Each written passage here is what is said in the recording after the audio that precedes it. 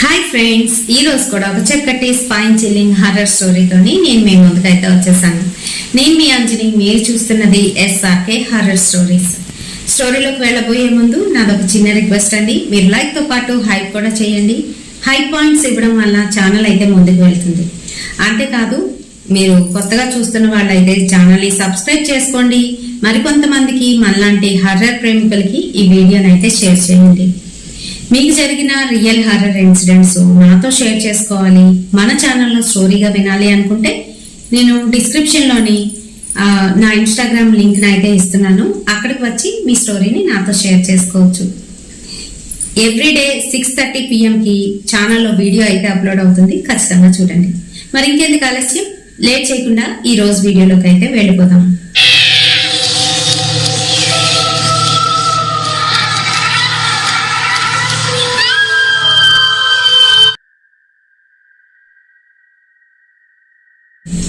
So మా చిన్నప్పుడు జరిగిన ఒక రియల్ ఇన్సిడెంట్ అండి. మేము మా మేనత్త వాళ్ళ ఇంట్లోనైతే అద్దెకు ఉండేవాళ్ళమి. అది ఒక పెద్ద బిల్డింగ్ అనమాట. ఆ తాతగారు అంటే మా మేనత్త వాళ్ళ మామగారు మా అమ్మగారికి పెదనాన్నగారు అవుతారు, దూరపు చుట్టం. అందుకని ఆయన ఏం చేశారని అంటే, ఎక్కడెక్కడో అద్దెకి దిగడం ఎందుకమ్మా, మన బిల్డింగ్ లోని ఖాళీగానే ఉంది కదా, మీ ఆడపడుచుకి దగ్గర ఉన్నట్టుగా ఉంటుంది అని చెప్పేసి ఆయనకి దగ్గరగా, అంటే వాళ్ళది సెకండ్ ఫ్లోర్, ఆ సెకండ్ ఫ్లోర్ లోని మాకైతే అద్దెకి ఇచ్చారు. ఫస్ట్ ఫ్లోర్ లోని అత్త వాళ్ళు మా మేనత్త వాళ్ళు ఉండేవారు. అక్కడ పక్కనే ఇంకొక టెనెంట్స్ అయితే అద్దెకి దిగారు. వాళ్ళు ఒరిస్సా వాళ్ళు అనమాట. ఆయన ఏదో స్వీట్ షాప్ లో వర్క్ చేస్తూ ఉండేవారు. వాళ్ళకి ఒక చిన్న పాప, ఒక 2-3 years పాప అయితే ఉంటుంది. అయితే కిందన కూడా చాలా మంది టెనెంట్స్ అయితే ఉన్నారు. ఒక 6 ఇళ్ళు అయితే ఉంటాయి. పైన కూడా ఒక 2-3 ఇల్లులు, అంటే మేమున్ని సెకండ్ ఫ్లోర్ లోని కూడా 2-3 ఇల్లులు అయితే ఉండేవి. అక్కడ కూడా టెనెంట్స్ అయితే ఉండేవారు. ఎందుకు ఈ బ్లూ ప్రింట్ ఇస్తున్నాను అని అంటే మీకు స్టోరీ అర్థం అవుతుంది అని చెప్పేసి. అయితే ఏం జరిగింది అని అంటే, మేము ఎవ్రీ సమ్మర్ హాలిడేస్ కి ఖచ్చితంగా తిరుపతి వెళ్లాల్సిందే. తిరుపతి ఎవ్రీ ఇయర్ కనీసం 2-3 సార్లు వెళ్ళి వచ్చేస్తూ ఉండేవాళ్ళం. మా నాన్నగారు అయితే చాలాను, వైకుంఠ ఏకాదశి అయిందంటే ఖచ్చితంగా ఆయన అక్కడ ఉండాల్సిందే, అన్నమాచార్య సంకీర్తన పాడాల్సిందే, అలా అయితే ఉండేది అప్పట్లోని. అయితే అలాగే సమ్మర్ హాలిడేస్ రాగానే నాన్నగారు ఏంటంటే, ఈసారి కూడా తిరుపతి వెళ్దాము, అక్క వాళ్ళు వస్తారేమో కనుక్కుంటాను, అందరం కలిసి వెళ్దాం అని చెప్పేసి అందరూ కూడా బుక్ చేసేసుకున్నామండి. టికెట్స్ అయితే బుక్ చేసుకున్నాము. ఇంకా మరి మా అమ్మగారు ఏంటంటే మొక్కల పిచ్చి బాగా ఎక్కువ. ఆ మేడ మీద కూడాను ఏంటంటే గోళాలు పెట్టి చక్కగా మొక్కలు అయితే నాటారు, బాగా వచ్చాయన్నమాట ఆ టైంలోని. మరి సమ్మర్ కదా, నీళ్ళు అయితే పోయాలి, రోజు 2 పూటలు అయితే నీళ్ళు పోయాలి ఖచ్చితంగాను. అక్కడే ఒక కుండీ అయితే ఉండేది, దాని నిండా ఎప్పుడు నీళ్ళు అయితే ఉండేవి. సో ఈవిడ వస్తూ ఏం చేశారని అంటే, కిందనున్న ఆ ఒరిస్సా అమ్మాయికి అయితే చెప్పారనమాట, అమ్మ నువ్వు మధ్యలో ఒకసారి వెళ్ళి సాయంత్రం వీలైతే సాయంత్రం, లేదంటే తెల్లవారు వీలైతే తెల్లవారు వెళ్ళి ఒకసారి అన్ని గోళాల్లోని కొంచెం కొంచెంగా నీళ్లు పోసేయమ్మా, పువ్వులు ఏమైనా వస్తే నువ్వు పోసుకోమ్మా అని చెప్పేసి తనకైతే అప్పచెప్తే సరేనక్క అని చెప్పారు. ఆవిడకి కొంచెం కొంచెం తెలుగు వచ్చనమాట, కానీ చాలా బాగా క్లోజ్ గానైతే ఉండేవారు, అందరితో కలిసిపోయేవారు. ఆవిడ పేరు రాణి. అయితే వాళ్ళ అమ్మాయితో నేను చక్కగా ఆడుకుండేదాన్ని. అయితే మేమేమో తిరుపతి వెళ్ళిపోయాము. ఆవిడ ఆ రోజు మార్నింగే వెళ్ళి మొక్కలకి నీళ్ళు పోసుకొని వచ్చేసారు. ఆ తర్వాత ఆ రోజంతా గడిచిపోయింది. నెక్స్ట్ డే మార్నింగ్ ఆవిడ ఏం చేశారు అని అంటే, పైన దండం ఉంటుందన్నమాట, బట్టలు త్వరగా ఆరిపోతాయి, కిందన వేస్తే మటుకు సరిగ్గా ఆరవు. ఎందుకనంటే ఫస్ట్ ఫ్లోర్ లోనే అంతగా ఎండ రాదు. అందుకని చెప్పేసి తను ఏం చేసింది అని అంటే, స్నానం చేసుకొని బట్టలు అన్ని కూడా ఉతికేసి పట్టుకొని వెళ్ళి డాబా మీద ఆరబెట్టేసింది. అలాగే మొక్కలకి నీళ్లు అయితే వేసేసింది, వచ్చేసింది. వాళ్ళ హస్బెండ్ ఏంటంటే, కిందన దగ్గరలోనే స్వీట్ షాప్ ఉండేదండి, ఆ స్వీట్ షాప్ లోనే తను వర్క్ చేస్తూ ఉండేవారు. అయితే స్వీట్ షాప్కి వెళ్ళిపోయారు ఆయన. వెళ్ళిపోతే తిను పాపను పెట్టుకొని అమ్మాయికి ఏదో వండింది, తినిపించేశారు, అయిపోయింది అంతను. సాయంత్రం 5:30-6 అవుతుంది. ఆ సమయంలో ఏంటంటే ఆ ఆంటీ పాపని పడుకోబెట్టేసి మెల్లగా ఒక్క ఆమె డాబా మీదకి అయితే వెళ్ళారు. ఎందుకు? ఆవిడ తెల్లవారు ఆరబెట్టిన బట్టలు తీసుకోవడానికి అని చెప్పేసి డాబా మీదకి అయితే వెళ్ళారు. డాబా అంతా నిర్మానుష్యంగా ఉంటుంది. అవతల పక్క డాబాలు ఉన్నప్పటికీ కూడాను ఎవరు వాళ్ళవే కదా, కనిపించదు పెద్దగాను. అయితే ఈవిడ మేడెక్కింది. మేడెక్కిన తర్వాత వీళ్ళకి ఏంటంటే ఆ మేడకి కనెక్టింగ్ గాను మరొక వైపు ఇల్లు అయితే ఉంటుంది. ఆ ఇంట్లో కూడా ఎవ్వరు లేరు. పైన ఉన్న వాళ్ళందరం కూడా ఖాళీ అన్నమాట. అయితే లోపలికి వెళ్తే అదంతా ఒక ఖాళీ ఏరియా. పైన ఒక రేకుల షెడ్ లాగా అయితే పైన అంతా వేస్తుంటుంది. ఆ పక్కనే ఇనుప మంచం అయితే ఉండేది. తాతయ్య గారు కూర్చోవడానికి ఈజీ చైర్ ఒకటి ఉండేదండి, పెద్దది. అది కూడా వుడెన్ చైర్ ఒకటి ఉండేది. ఏంటంటే ఇలా పడుకొని ఇలా క్లోజ్ చేయడానికి, ఓపెన్ చేయడానికి, ఇక్కడ టీ అది పెట్టుకోవడానికి ఒక చిన్న లొత్త ఉంటుంది. చాలా బాగుంటుంది. అయితే అవన్నీ కూడా అక్కడే ఉండేవి. ఆయన రూమ్ వేరేగా ఉండేది, ఒక రూమ్ సింగిల్ గాను. అందులో కూర్చొని అవతల పక్కకి చూస్తే ఒక కిటికీ ఉంటుంది అనమాట. ఇలా జాలీ లాగా ఉండి కిటికీ ఉంటుంది. అక్కడ కూర్చొని ఆ రూమ్ లో కూర్చొని ఈజీ చైర్ లోని ఆ కిటికీలో నుంచి చూస్తే ఎదురుగా ఉన్న రోడ్డు, అక్కడ ఎవరు వెళ్తున్నారు ఏంటి అన్ని కనబడతాయి. కానీ ఈయన మటుకు అక్కడ ఉన్నాడని ఎవరికి తెలియదు. అలాంటి రూమ్ ఒకటి ఉండేది, సీక్రెట్ రూమ్. అంతేకాకుండా దానికి ఆపోజిట్ లోని ఇంకొక రూమ్ అనమాట. ఆ రూమ్ లోని వాళ్ళు భార్యాభర్తలు ఇద్దరు ఉండేవారు. అది అన్ని ఖాళీయేనండి, ఎవ్వరం లేము. మేము పక్కనున్న ఒక చిన్న పెంకుటిల్లు, అంటే పెంట్ హౌస్ అంటారు కదా, అలాంటిది అయితే ఉండేది. అందులో ఉండేవాళ్ళం అనమాట. అయితే ఈవిడ వెళ్ళి ఆ చీర ఆవిడ వేసిన అన్ని తీసేశారు. చీర ఒకటి ఉంది, చీర క్లిప్పులు తీస్తూ ఉంటే అక్కడే దగ్గరలోనే ఓపెన్ బాత్రూమ్ ఉండేదండి. అదేంటంటే ఒక కుండీ ఉండి నీళ్ళకి మాత్రం అంట్లు తోముకోవడానికి అదనమాట. ఆ బాత్రూమ్ ఓపెన్ గా ఉండేది. అయితే ఆ కుండీ, నీళ్ళ కుండీ ఏదైతే ఉందో అక్కడ ఎవరో ఉన్నట్టుగా సడన్ గా ఈవిడికి అనిపించింది. చీర లాగుతూ తిరిగి చూసిందంట. చూసేసరికి ఒక తెల్లటి చీర ఇలాగా కంప్లీట్ గా ఇలా ముసుగు వేసేసుకొని, సన్నటి ఆవిడ ఇలా ముసుగు వేసుకొని ఆ కుండీ ఏదైతే ఉందో దాని మీద కూర్చొని మూలుగుతూ ఏడుస్తుందంటండి. ఏడుస్తుంటే ఇంకంతే. ఆవిడ చూసి సడన్ గా గూస్ బంప్స్ వచ్చేసాయి ఆవిడకి ఒంటి నిండాను. భయపడిపోయింది. ఈ లోపు అక్కడ కూర్చున్నామే ఒక్క క్షణంలోని ఇలా నడుచుకొని వచ్చి, నేను ఇప్పుడు తాతయ్య గారి రూమ్ అని చెప్పాను కదా, సింగిల్ రూము కనిపించరు అని, ఆ రూమ్ కూడా క్లోజ్డ్ లోనే అయితే ఉంది. తలుపు తాళం వేసేసే ఉంది. ఆ రూమ్ లోకి వెళ్ళిపోయిందంటండి. అంతే, ఈవిడికి ఇంకా కాళ్ళు చేతులు ఆడలేదంట. చీర అలా లాగేసి అక్కడే వదిలేసి పరిగెత్తుకొని కిందకైతే వచ్చేసిందంటండి. కిందన పాప ఒకరితో పడుకొని ఉంది కదా, ఆ పిల్ల గట్టిగా ఏడుస్తుందంట. ఇంక ఈవిడ ఫాస్ట్ గా పరిగెట్టుకొని వచ్చి కిందన వాళ్ళ ఇంట్లోకి వెళ్ళిపోయి తలుపు వేసేసుకుందంట. తలుపు వేసేసుకొని పాపను గట్టిగా హోల్డ్ చేసి పట్టుకొని ఏడ్చేస్తుందంట. ఆవిడకి ఏం జరిగిందో తెలీదు. అసలు ఆవిడ చూసింది ఎవరినో ఆవిడకైతే అర్థం కాలేదు. ఏడ్చేసి ఇంకా భయపడిపోతూ ఉంటే, అప్పట్లో ఫోన్లు కూడా లేవు కదండి. వెంటనే కాల్ చేసి వాళ్ళ హస్బెండ్ వెళ్ళడానికి, అతని 6 గంటలకో 6:30కో ఇంటికైతే వచ్చాడు. వచ్చేసరికి ఇలా అయ్యింది, నేను ఒక ఆమెని డాబా పైన చూశాను అని అంటే, ఏం చూసి ఏదనుకున్నావో, అయినా నువ్వు డాబా మీదకి వెళ్ళేటప్పుడు నన్ను పిలవాల్సింది కదా, నువ్వు ఒక్కదాని ఎందుకు వెళ్ళావని అతనైతే అనేసాడంట. లేదు, నేను చూశానని చెప్తున్నా కూడా అతనైతే వెళ్ళలేదు. అయిపోయింది కదా. అయిపోయిన తర్వాత నెక్స్ట్ డే మళ్ళీ ఆయన యథావిధిగా స్వీట్ షాప్కి అయితే వెళ్ళిపోయాడు. ఈవిడికి మటుకు గుండెల్లో నోటొకటి కొట్టుకుంటుంది, పైకి వెళ్ళాలా వద్దా. మా అమ్మగారేమో నీళ్ళు పోయమన్నారు మొక్కలకి, ఆ పొయ్యాలా వద్దా వెయ్యాలా వద్దా అనేసి. ఇంకా లాభం లేదు, వెళ్ళకూడదు, మా ఆయన వచ్చాక ఇద్దరం కలిసి వెళ్దాము అని డిసైడ్ అయిపోయింది. ఆవిడ ఊరుకుంది. ఆ రోజు బట్టలు కూడా కిందనే ఆరబెట్టుకుంది, కింద దండం మీద ఆరబెట్టింది. వాళ్ళ ఇంటికి ఏంటంటే ఒక్కటే పెద్ద, ఈ చివరి నుంచి ఆ చివరి వరకు రూమ్ లాగా ఉంటుంది. మధ్యలో ఒక పార్టిషన్, అటుపక్క ఒక తలుపు, ఇటుపక్క ఒక తలుపు అన్నమాట.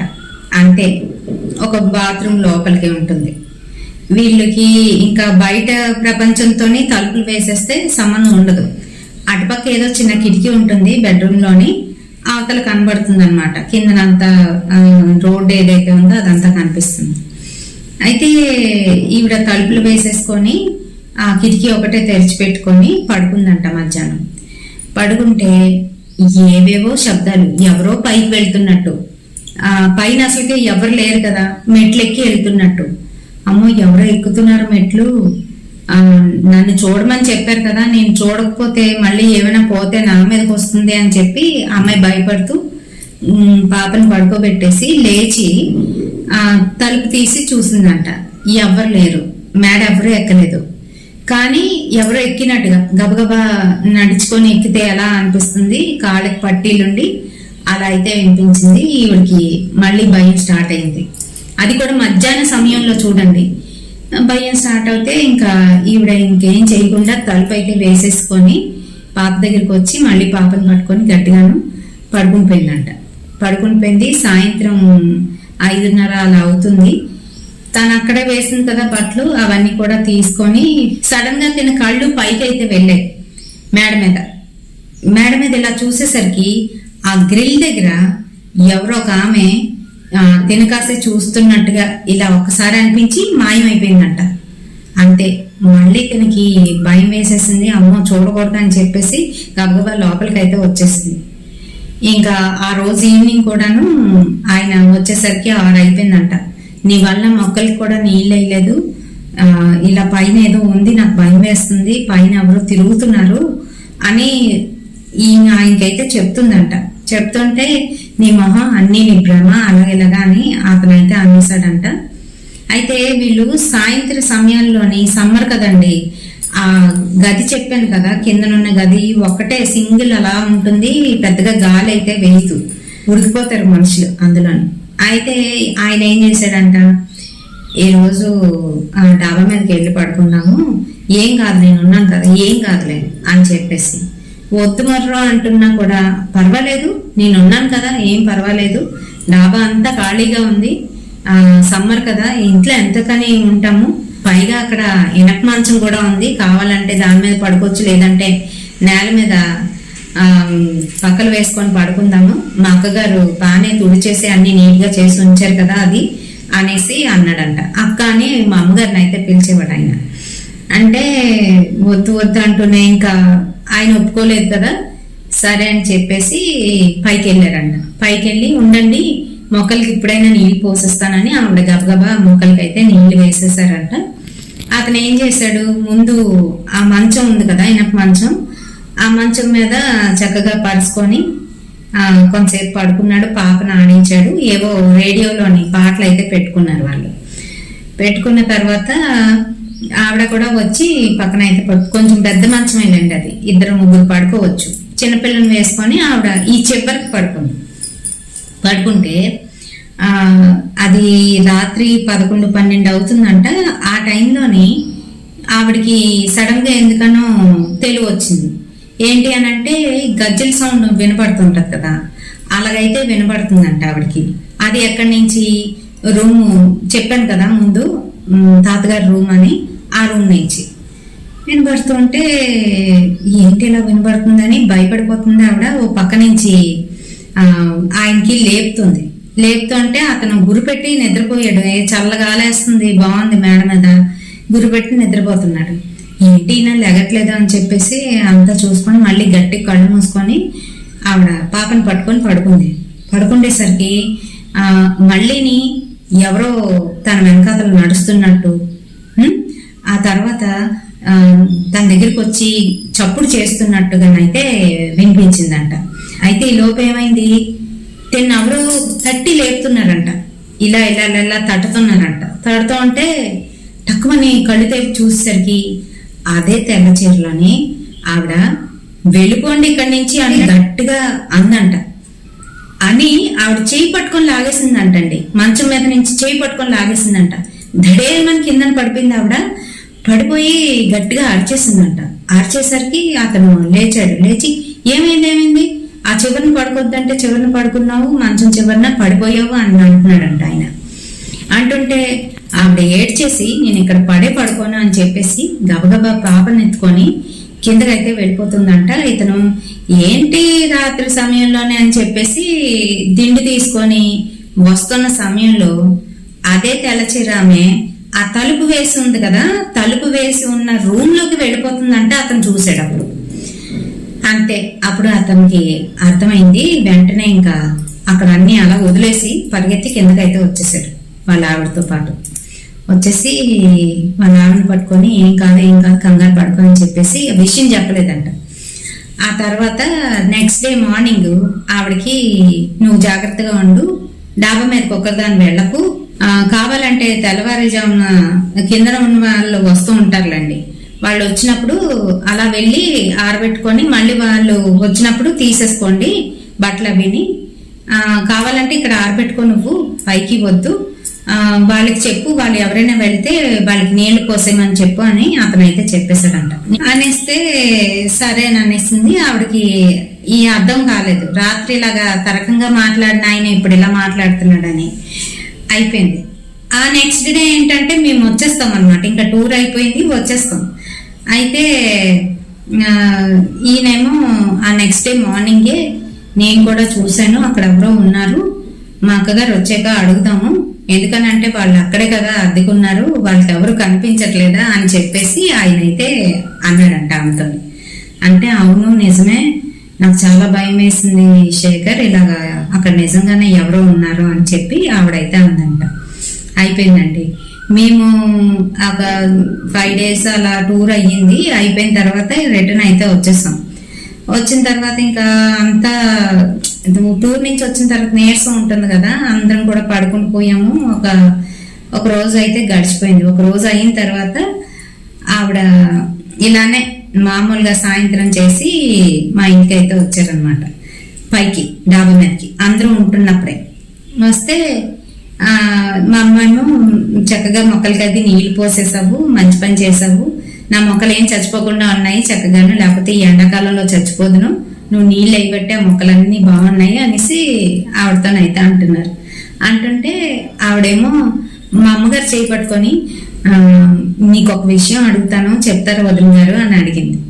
ఏంటి అని అంటే, మీరు ఇక్కడ ఎలాగుంటున్నారు, ఇక్కడ ఒక ఆమె తిరుగుతుంది, ఇలా నాకు జరిగింది అని చెప్పేసి చెప్పిందంట. చెప్తే మా అమ్మగారేమో అవును నిజమే, నాకు కూడా కనిపిస్తుంది ఆమె అనేసి మా అమ్మగారు కూడా అన్నారు. ఈలోపు ఆ తాతగారి వైఫ్ ఉన్నారు కదా, ఆవిడైతే వచ్చారనమాట. వీళ్ళిద్దరే ఎక్కడ ఈ డిస్కషన్ అంతాను, ఆ మంచం ఉంది కదా, ఆ ఇనప మంచం ఉంది కదా, దాని మీద కూర్చొని డిస్కషన్ అయితే అవుతుందన్నమాట.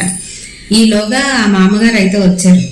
వచ్చి అసలు మీకు ఇక్కడ ఎవరు తిరుగుతున్నారో తెలుసా అని అడిగారు.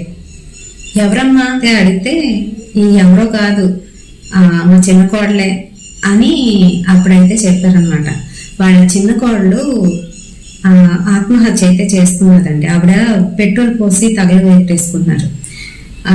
ఆ టైంలోని ఏంటి అని అంటే భర్త ఏదో చిన్న తప్పు చేశాడని, ఇంకా తను ఫైనాన్షియల్ గా డౌన్ అయిపోయాడని, ఇవన్నిటి మీద ఆవిడ డిప్రెషన్ లోకి వెళ్ళిపోయి 2 పిల్లలు ఉంటుండగానే బాబు పాప ఉన్నారు.